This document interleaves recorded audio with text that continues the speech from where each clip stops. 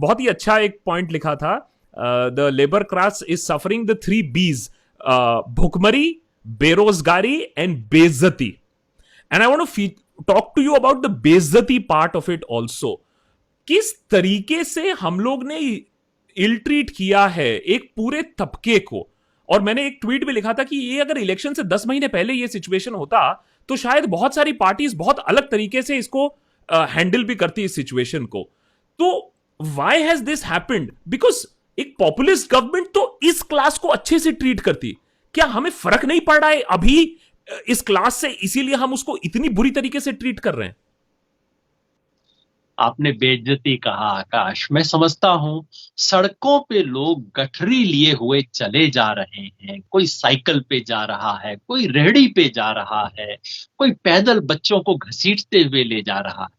This is a blot on our country, this is a blot we won't be able to wipe. वो फैज ने कहा था ना, खून के धब्बे धुलेंगे कितनी बरसातों के बाद.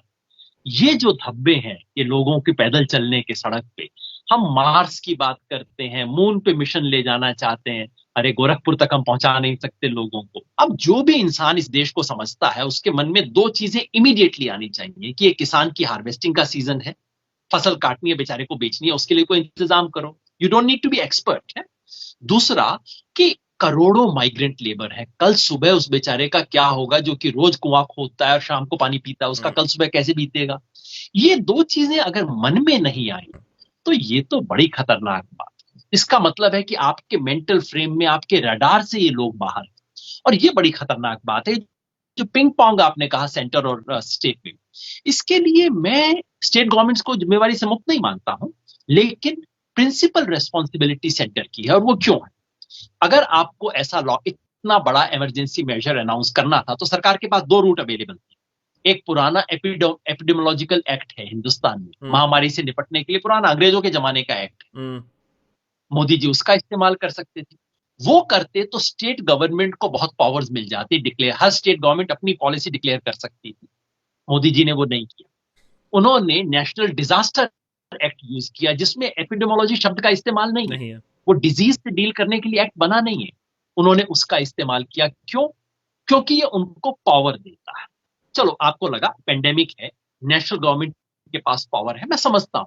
लेकिन अगर पावर है तो मोदी जी, रेस्पॉन्सिबिलिटी भी फिर आपकी. नेशनल फूड सिक्योरिटी एक्ट आपके हाथ में है Modi ji. Mid day meal scheme आपके हाथ में है. अगर आप इशू नहीं करेंगे कौन स्टेट गवर्नमेंट कर सकती है? तो इस पिंग पोंग में मुझे लगता है सेंटर की रेस्पॉन्स की भूमिका ये थी कि भाई पावर तो मेरे पास है, मैं डिक्लेयर करूंगा लॉकडाउन कैसा, कितना एक्सटेंड करेंगे, और अगर तुमने उसको पूरा नहीं माना तो मैं तुम्हें डांटूंगा, ये करूंगा, वो करूंगा. लेकिन रेस्पॉन्सिबिलिटी मेरी नहीं है, रेस्पॉन्सिबिलिटी तुम्हारी है. आपको सरकारी खर्चे में कई चीजें हैं जिसको बचाना पड़ेगा. ये सब करके आपको कहीं ना कहीं अप्रोक्सीमेटली 10 लाख करोड़ रुपया इकट्ठा करना पड़ेगा. आपका इशारा सेंट्रल विस्ता प्रोजेक्ट पर तो कहीं नहीं है. 20,000 करोड़ रुपए वाला सेंट्रल विस्ता प्रोजेक्ट, उस पर तो इशारा नहीं है आपका कहीं. आज आकाश में मजाक के मूड में नहीं हूं, और कारण ये है आई नो सर कि ये सेंट्रल विस्ता वाली बात सुन के मेरे को अंदर से पीड़ा हो. आप सोचो आकाश, अगर आप हिस्ट्री की बुक में ये पढ़ो कि कोई एक देश था जहां महामारी थी, पेंडेमिक थी, चेचक थी, कुछ भी थी, लाखों लोग वहां पे, हजारों लोग मर रहे थे, लाखों लोग संकट में थे, और वहां राजा एक नया महल बनवा रहा था.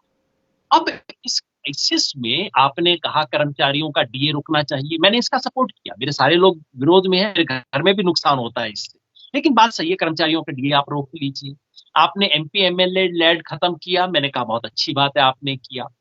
लेकिन ऐसे में आप ये जो लग्जरी प्रोजेक्ट 20,000 करोड़ का प्रोजेक्ट, उसको आपने ना सिर्फ कंटिन्यू किया बल्कि एक्सपर्ट कमेटी से उसको फास्ट फॉरवर्ड करवा लिया. एक्सपर्ट कमेटी में एक्सपर्ट आए नहीं, उन्होंने कहा कि ये पेंडेमिक का टाइम है, मीटिंग में नहीं आ सकता, काइंडली मीटिंग पोस्टपोन कर दीजिए, मेरी बात सुन लीजिए. नहीं, नेशनल इंपॉर्टेंस है पेंडेमिक. इस महामारी के दौरान जो राजा अपना महल बनाता है वो पाप करता है. तो सॉरी, मैं इस पर मजाक नहीं कर पाया क्योंकि मेरे मन में पाप आता है. दिस इज योगेन जी, ऐसा राइट।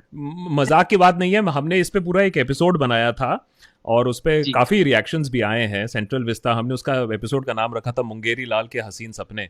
और देश में हम्म। इस सिचुएशन में ऐसा जब हो रहा है, इट इज वेरी अमेजिंग कि ऐसा हो रहा है, ऐसा होने भी दिया जा रहा है और किसी को ज्यादा फर्क भी नहीं पड़ रहा है मेरे ख्याल से। अगर मैं ऑपोजिशन की बात नहीं, मैं जनरल सिटीजनरी की भी बात कर रहा हूं। आपके दिल में जो दर्द है वो मेरे ख्याल से कॉमन सिटीजन के दिल में फिलहाल तो नहीं है, शायद अपने पर जब आएगी तब आकाश, होगा। लोगों को पता नहीं है, ज्यादातर लोगों को पता नहीं है कि ये क्या चीज हो रही। सेंट्रल विस्टा से कुछ समझ ही नहीं आता कि भाई क्या है, कुछ सेंटर कर रहा है, कोई चीज हो रही होगी। ये सांसदों और प्रधानमंत्री के लिए महल बन रहा है, ये बात लोगों को समझ ही नहीं आ रही। पहली प्रायोरिटी ये होनी चाहिए, कोई भूख से ना मरे इस देश में, जबकि हमारे फूड स्टॉक्स भरे हुए हैं। एफसीआई के ग्रेन इस टाइम हमारे पास 77 लाख टन हमारे पास फूड ग्रेन पड़ा है। सिंपल भाषा में कहूं तो आप इंडिया में राशन कार्ड जितने भी लोगों के पास है, अगर एक फैमिली में 5 लोगों के पास राशन कार्ड है, तो एफसीआई के गोदाम में जितनी बोरियां पड़ी हैं, आप हर मेंबर को 1 क्विंटल की बोरी दे सकते हो। इतना पड़ा है हमारे पास। उसके बाद अगर फूड स्टॉक नहीं दिया जाता, then something is wrong with our policy, we need to change that. किसकी गलती है कि बोरियां नहीं दी जा रही हैं? My simple question is that, I don't have an answer to it. इसका एक दो आंसर है। पहला तो ये है कि ये जो दर्द है, ये जो बात है कि झारखंड में, उड़ीसा के गांव में वो आदमी, वो बूढ़ी औरत कैसे रह रही है जिसके पास राशन कार्ड नहीं है, ये मेरे ख्याल में दिल्ली के डिसीजन मेकर्स को दिखाई नहीं देता। उनको लगता है मेरे जैसे लोग पता नहीं यूं ही बोलते रहते हैं, लोग तो हल्ला मचाते रहते हैं, एक्चुअली इतनी बुरी सिचुएशन नहीं। दूसरा इसका एक टेक्निकल कारण है जो जॉन द्रेज ने अपने आर्टिकल में बताया था, वो ये कि जैसे ही सरकार एफसीआई गोदाम से इनको अनलोड करेगी और इनको बाजार में मतलब बांट देगी, तो वो सरकार के डेफिसिट अकाउंटिंग में आ जाएगा। इट्स एन अकाउंटिंग प्रॉब्लम, ठीक है। बहुत अजीब चीज है, ऐसे जहां दुनिया भूख से मर रही है, ऐसे में अकाउंटिंग प्रॉब्लम है। अकाउंटिंग प्रॉब्लम ये है, अब तक भारत सरकार कहती है कि एफसीआई गोदाम में है तो हमारी एसेट है। जैसे ही एफसीआई गोदाम से निकल के राशन की दुकान में आ जाएगा, उतने करोड़ रुपया सरकार की एसेट घट जाएगी, सरकार का खर्चा बढ़ जाएगा, सरकार का डेफिसिट बढ़ जाएगा। ये डेफिसिट बचाने का खेल। अब आपको विश्वास नहीं होगा, अगर जॉर्ज ना कहते तो मुझे भी विश्वास नहीं होता, लेकिन उनसे ज्यादा कोई जानता नहीं है इस देश में इसके बारे में। मुझे अभी भी विश्वास नहीं हो रहा है, द लेवल्स। होना चाहिए नहीं। I think we should retain our sanity and we should refuse to believe this kind of idiocy, but this is happening. केंद्र सरकार और राज्य सरकार में ये झगड़ा है कि राज्य सरकार कहती है कि हमें चावल 3 रुपए के रेट पे दे दो, गेहूं 2 रुपए के रेट पे दे दो, जो कि आप राशन की दुकान में देते हो। सेंट्रल गवर्नमेंट कहती है 21 रुपए लगेगा, चावल का लेना है तो लो, नहीं तो छोड़ो। ये मुनीमगिरी इस वक्त हो रही है। But I'm ashamed to say all this, but this is the truth of our country at this moment. But overall इतनी दिक्कतों के बावजूद people have tried their best, workers have tried their best. But do you think that अगर अब भी कोई solution नहीं आएगा, then they people will lose their patience and the government should be worried about that? That's definitely one of the things. इसके बारे में देखिए, अभी तक लोगों ने पेशेंस रखी है, उसके दो कारण है, तो 3 कारण है। एक तो ये कि हिंदुस्तानियों को तकलीफ में रहने की आदत है। कोई और देश होता, यूएस वगैरह में पता है क्या होता है आकाश, वहां 2 घंटे के लिए अगर लाइट फेलियर, बिजली का फेलियर हो जाए, वहां डकैतियां शुरू हो जाती है 2 घंटे के अंदर कि बिजली नहीं है, क्योंकि they have never faced a situation like this. हमारे यहाँ आप और मैं आराम से 2 घंटे गुजार लेते हैं ना। तो पहला कि हमें आदत है काफी तकलीफ सहने की, जिसने हमें बचाया।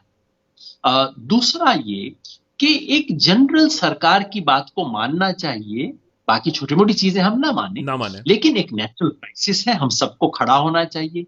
इसलिए आकाश, बाकी सब लोगों ने ताली थाली वगैरह पे बहुत गाली दी, मैंने नहीं दिया। मैंने कहा चलो, देश एटलीस्ट खड़ा हो रहा है, किसी एक साथ है, एक अच्छी बात है। आपने एक स्पिरिट पैदा की, आप बस खाली थाली थाली मत कीजिए, कुछ और रियल काम भी कर दीजिए। लेकिन मुझे बुरा नहीं लगा, ये एक अच्छी स्पिरिट है। और तीसरा ये है कि एटलीस्ट इसकी शुरुआत तक मोदी जी की पॉपुलैरिटी और एक्सेप्टेंस बहुत ज्यादा रही। आप और मैं नहीं मानेंगे क्योंकि हम मानना चाहते नहीं इस बात को, लेकिन एक लीडर जिसकी एक इतनी पॉपुलैरिटी होती है, वो एक नेशनल एसेट है ऐसे क्राइसिस में। करेक्ट। कि लीडर कोई कहता है तो लोग मान लेते हैं। करेक्ट।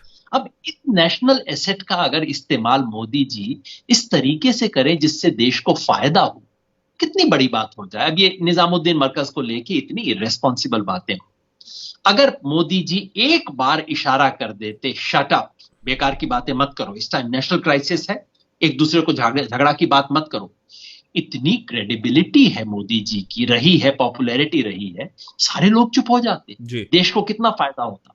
अब मैं अपनी पॉपुलैरिटी का सिर्फ अपने लिए फायदा उठाऊं या कि अपनी पॉपुलैरिटी से देश का फायदा करूं, ये एक सवाल होता है, और मोदी जी यहां वो करते हुए मुझे दिखाई नहीं देते। लेकिन जहां तक आपने हमेशा एक चीज कहा है नरेंद्र मोदी के बारे में, that he is a man who knows what is right, what is optics, what is good politics.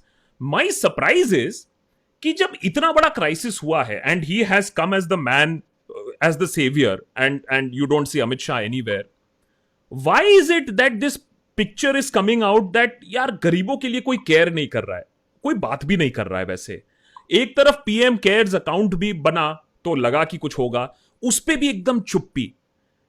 तो I am asking this to a person जिसने एक बार बहुत ही सही चीज बोला था, that the prime minister knows how to weave the narrative, he knows how to tell a story. My point is that isn't this going to spoil his story? आप पीएम केयर्स के बारे में कुछ नहीं बात कर रहे हो, आप माइग्रेंट लेबरर्स के बारे में कुछ नहीं बात कर रहे हो, आप गेम प्लान नहीं बता रहे हो लॉकडाउन के बाद क्या करना है। मुझे लगता है आकाश, प्रधानमंत्री ने नोटबंदी के टाइम कई चीजें सीखी। उन्होंने सीखा कि लोगों को काफी मुसीबत में डालने के बाद भी अगर आप एक अच्छी कहानी सुना सकते तो मामला ठीक हो जाता है। दूसरा, उन्होंने ये सीखा कि मीडिया को अपने काबू में रखो और काफी चीजें सेट हो जाती हैं, मीडिया को सेट करके रखो, काफी चीजें सेट हो जाती हैं। तीसरा, उन्होंने ये सीखा कि जनता की मेमोरी बड़ी शॉर्ट होती है, कि जब तक चुनाव आएगा तब देखी जाएगी।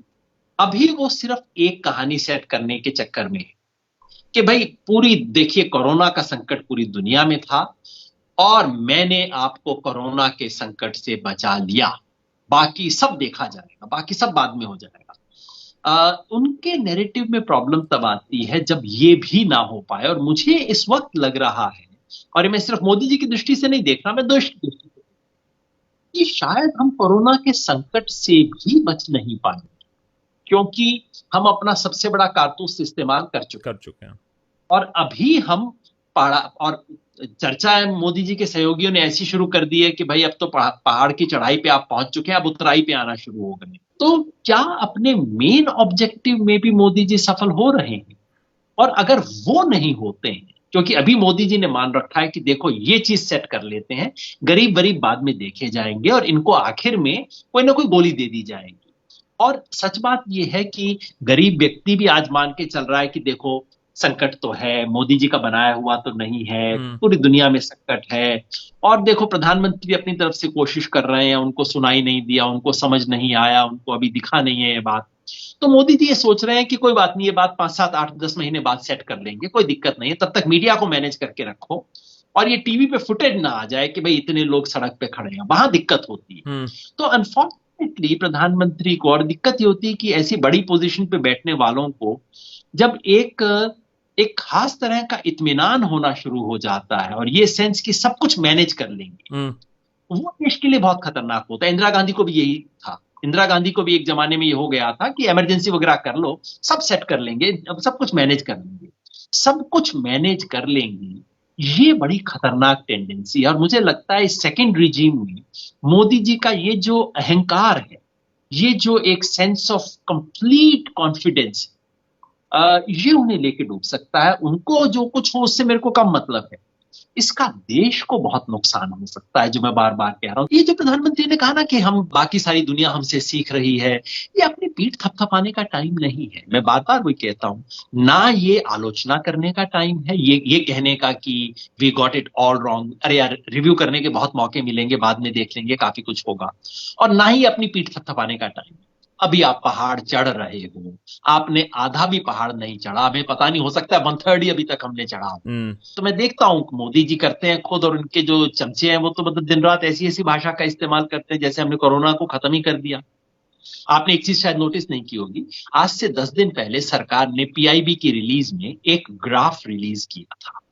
कोरोना के केसेस कैसे बढ़ रहे हैं, कब पीक करेंगे और कब नीचे जाएंगे, ये पीआईबी का है, मेरा अपना दिया हुआ नहीं है। और उन्होंने कहा था ये प्राइम मिनिस्टर को जो प्रेजेंटेशन दिया गया एक्सपर्ट्स के द्वारा उससे लिया हुआ, अभी भी आप देख सकते हैं पीआईबी ने रिमूव ना कर।